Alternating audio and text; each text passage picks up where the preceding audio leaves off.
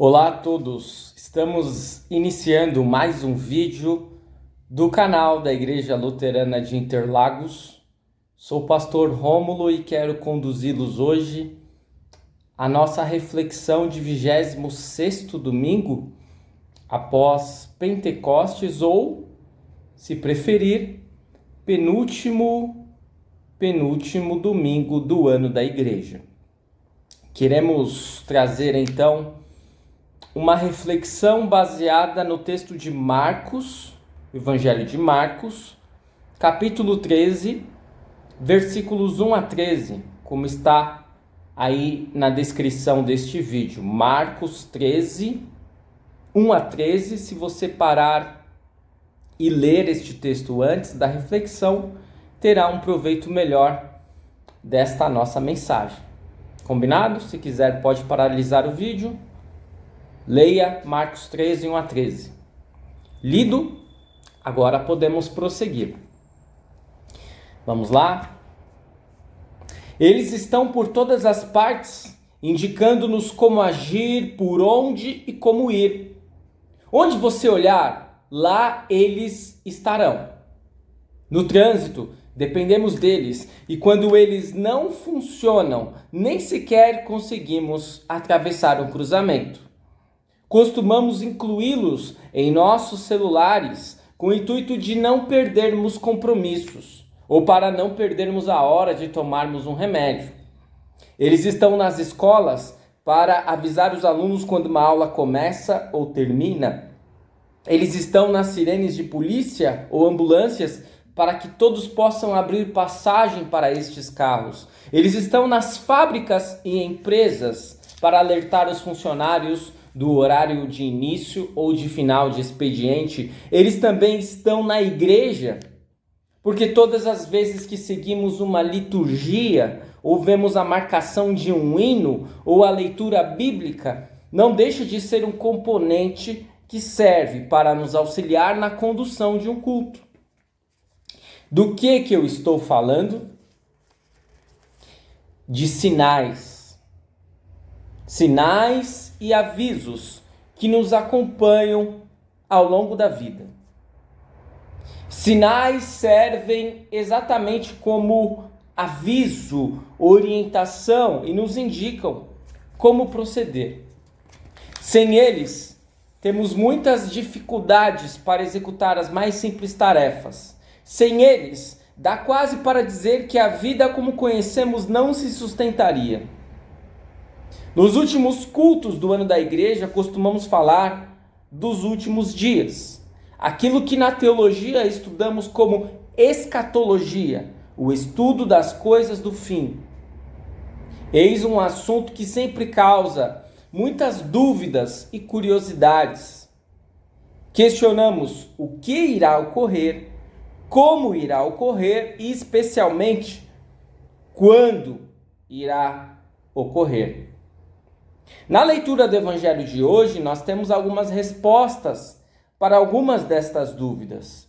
E tais respostas são dadas por ninguém mais, ninguém menos que o próprio Jesus, que, como de costume, estava ensinando os seus discípulos. Como Jesus transmite os ensinamentos acerca das coisas do fim? Jesus fala a respeito dos sinais, o que podemos chamar de sinais dos tempos. Hoje, portanto, queremos refletir sobre os sinais dos tempos, tendo como base a leitura do Evangelho de Marcos. Tendo em vista o texto do Evangelho de Marcos 13, podemos dividir os sinais dos tempos em 3 espécies. A primeira espécie dá conta daquilo que mais causa impacto nas pessoas, que volta e meia ouvimos alguém argumentar que por conta deles estamos no fim dos tempos. E eu estou falando dos sinais catastróficos.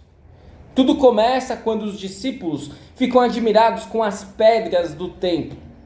A construção do santuário em Jerusalém, que havia iniciado ainda no governo de Herodes o Grande e que naquele tempo ainda não havia sido concluída. E de fato não era uma construção egípcia, mas conforme o uso da palavra, poderíamos chamá-la de faraônica. Tamanho o gigantismo que ela possuía.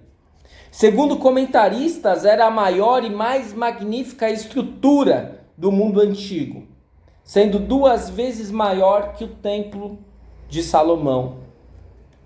As pedras que assombraram os discípulos ao ponto deles falarem para Jesus: Mestre, que pedras, que construções! Deveriam medir mais de 11 metros de comprimento por 5,5 de largura e 3,5 de altura. Decoradas com ouro, e não havia quem não se impressionasse com elas. Todavia, Jesus dá um banho de água fria nos discípulos e na empolgação deles, dizendo: Estão vendo estas grandes construções? Não ficará aqui pedra sobre pedra que não seja derrubada. E é exatamente neste momento que o Pedro, Tiago e João e também André perguntam a Jesus em particular, quando ele está assentado no Monte das Oliveiras: diga-nos quando essas coisas vão acontecer e que sinal haverá quando elas estiverem para se cumprir. Os discípulos precisam saber. Jesus, diga-nos, quais serão os sinais dos tempos? Jesus fala em alguns dos sinais: guerras, rumores de guerras, terremotos, fome. Talvez seja por isso que todas as vezes em que um evento catastrófico ocorre, lá vem o pessoal dizendo: o fim do mundo está próximo, o fim do mundo está chegando. O problema é que essa galera que gosta de um apocalipse não leva em consideração que tudo aquilo que Jesus afirmou nesta passagem. Na realidade, normalmente grupos que gostam de uma profecia do fim do mundo não costumam ser muito apegados ao texto bíblico na íntegra. E aí temos problemas. Eles adoram pescar parcos versículos e fechar os olhos para todo o restante da Bíblia. Por isso Jesus disse antes: tenham cuidado para que ninguém os engane, pois muitos virão em meu nome dizendo: sou eu, e enganarão a muitos. Jesus fala em eventos catastróficos, é verdade, mas nem de longe ele diz que estes eventos significarão o fim, pois ele diz: quando vocês ouvirem falar em guerras e rumores de guerras, não se assustem. É necessário que isso aconteça, mas ainda não é o fim, porque nação se levantará contra nação, reino contra reino, haverá terremotos em vários lugares e também fomes, e essas coisas são o princípio das dores. Pois muito bem, os sinais catastróficos estão aí: guerras, terremotos, fome, e poderíamos acrescentar pandemia, mudanças climáticas, chuvas torrenciais em locais que não ocorriam estiagens e ampliação da área de deserto em locais que antes tinha bons índices de precipitações. Todavia, tais sinais ainda não representam o fim. O Armagedon, o Apocalipse, todos estes sinais são apenas o princípio das dores. E dito isto, precisamos passar para a segunda espécie de sinais que Jesus relata aos seus discípulos. Estes sinais não são assim tão alarmantes, também não costumam causar grande comoção, nem sequer nos cristãos, mas acredito que estes sinais deveriam ser o foco principal de cada um de nós, pois esta espécie de sinal, ao que me parece, é a única espécie que demanda uma participação maior da igreja. São aquilo que podemos denominar de sinais evangelísticos. Pois Jesus diz: estejam de sobreaviso, porque as pessoas os entregarão aos tribunais e às sinagogas, vocês serão açoitados e por minha causa serão levados à presença de governadores e reis para lhes servir de testemunho. Mas é necessário que primeiro o evangelho seja pregado a todas as nações. Amados no Senhor, Jesus deixa seus discípulos de sobreaviso para o fato de que eles enfrentariam oposição. Eles seriam presos, açoitados, conduzidos a governantes, mas mesmo diante de toda a oposição, deveriam ser suas testemunhas. O maior de todos os sinais evangelísticos está nas palavras de Jesus, quando ele diz que o evangelho seja pregado a todas as nações. Aqui podem surgir algumas dúvidas do tipo: será que isso já ocorreu? Ou ainda há cantões deste mundo em que o evangelho ainda não aportou? Sabemos que a rede mundial de computadores é uma importante ferramenta na disseminação do evangelho pelo mundo, mesmo naqueles locais mais distantes em que o evangelho é proibido. Mas tenho a impressão que a profecia de Jesus ainda não se cumpriu. Isto não significa que todos devemos, neste momento, tirar um passaporte e comprar uma passagem para a Coreia do Norte, para a China ou para a Arábia Saudita, locais que dificilmente há livre acesso ao Evangelho. Por outro lado, fica o estímulo para a igreja de que, dos sinais dos tempos, este deveria ser o nosso foco principal, a pregação do Evangelho para todos. Ora, se sabemos que Jesus voltará para julgar o mundo, e não sabemos o dia e nem a hora, isto deveria nos estimular a colocar o evangelismo como objetivo principal da nossa existência, como objetivo principal da igreja, da nossa congregação. Hoje nós vivemos o tempo da graça, ainda há tempo para que mais pessoas sejam convertidas pelo Evangelho e cheguem à fé em Jesus. Mas para que isso possa ocorrer, precisamos estar dispostos a enfrentar a terceira e última espécie de sinal que já deu o ar de sua graça antes de Jesus falar que o evangelho deveria ser pregado a todas as nações. E se consolida ao final de nosso texto, quando Jesus diz: um irmão entregará à morte outro irmão, e o pai entregará ao filho. Haverá filhos que se levantarão contra os seus pais e os matarão. Todos odiarão vocês por causa do meu nome. Aquele, porém, que ficar firme até o fim, será salvo. A última espécie de sinal dos tempos do fim, não necessariamente em uma ordem, mas a última a ser tratada nesta reflexão é a perseguição. Perseguição esta que já foi duramente sentida pela igreja logo de cara, quando os apóstolos foram presos, açoitados, executados. Perseguição esta que não foi capaz de calar e nem de eliminar a igreja, pelo contrário, só serviu de combustível para que a igreja crescesse e florescesse nos 4 cantos do mundo. Hoje, aqui estamos. Aqui estamos nós no Brasil, participando de cultos públicos, tendo acesso a mensagens pelo YouTube, sem qualquer proibição direta. Pelo contrário, a Constituição do nosso país nos assegura a liberdade religiosa e de culto. E talvez seja por isso que qualquer oposição à fé cristã parece constranger muitos cristãos hoje. Tenho a sensação de que estamos mal acostumados, que nos tornamos supersensíveis à oposição ao Evangelho. Caímos no erro de achar que pelo fato do Evangelho e da fé cristã não serem populares em um mundo secular avesso ao Evangelho, devemos nos calar ou evitar qualquer espécie de atrito com o mundo.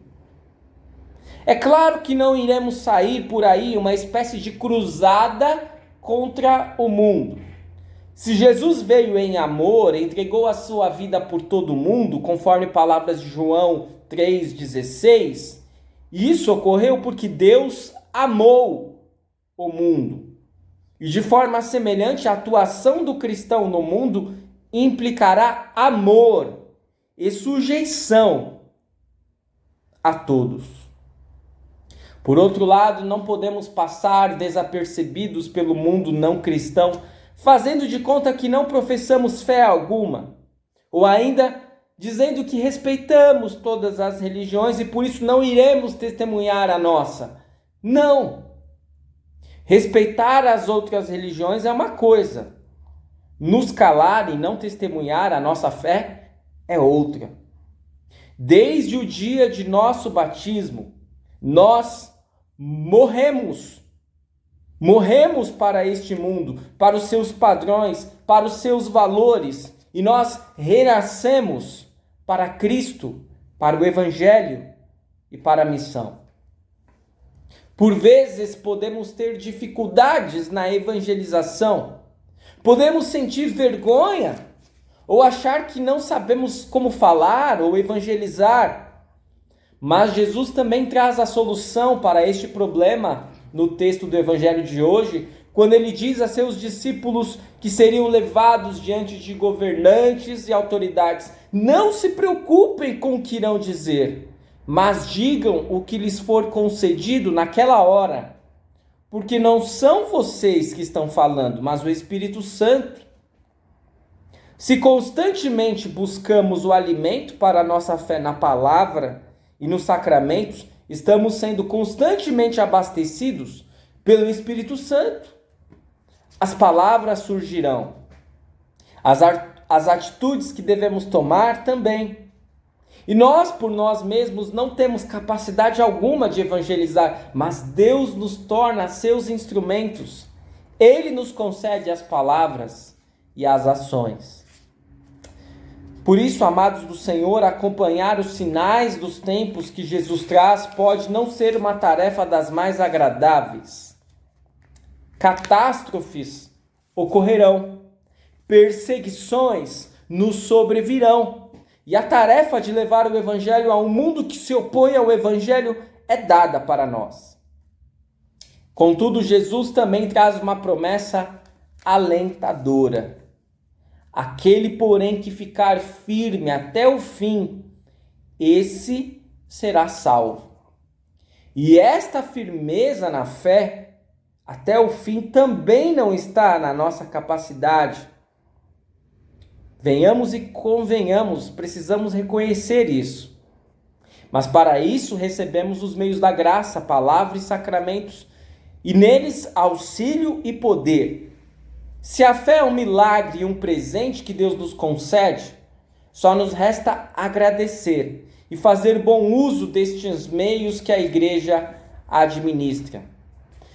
Mas que jamais percamos de vista que tudo aquilo que recebemos aqui não serve apenas para a nossa própria salvação, mas também de alimento para sermos instrumentos de Deus na evangelização. Servem de combustível. De todos os sinais dos tempos, não podemos perder de vista: a evangelização é a tarefa que Deus confiou à sua igreja. Que Ele possa nos utilizar da melhor forma para que mais pessoas sejam convertidas a tempo e salvas pelo sangue de Jesus. Que mais pessoas possam renascer em Cristo, assim como nós renascemos em nosso batismo, a fim de fazermos parte da obra de Deus. Que assim seja. Amém. Você permite que eu ore por você? Falamos com Deus em oração. Santo Deus, amado Pai, nesta reflexão acompanhamos os sinais dos tempos, catástrofes, perseguições e evangelismo.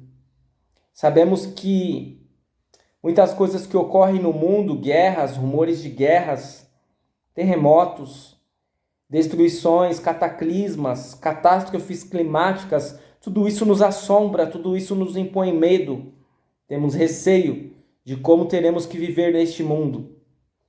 Mas o Senhor nos aponta que são apenas sinais e as primícias das dores. São as primeiras dores.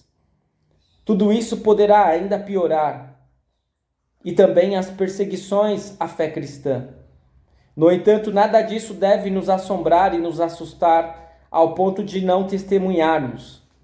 Concede-nos, Senhor, um foco no evangelismo, que possamos testemunhar por onde estivermos, que mesmo diante do fim dos tempos, nós temos a Cristo e todos aqueles que creem nele serão salvos. Concede-nos, Senhor, uma abençoada semana. Abençoe a este e a esta que estão acompanhando este vídeo. Esteja na casa deles, Senhor, abençoando, concedendo perdão, arrependimento. E que nós possamos prosseguir na Tua palavra, evangelizando por onde estivermos. É o que queremos orar, pedir e agradecer em nome de Jesus. Amém. Agradeço muito a sua atenção, a sua companhia, que esta palavra possa frutificar em seu coração, que você possa ter paz, mesmo diante dos sinais dos tempos, e focar no testemunho, na evangelização. Fique na paz do Senhor. Até o nosso próximo vídeo.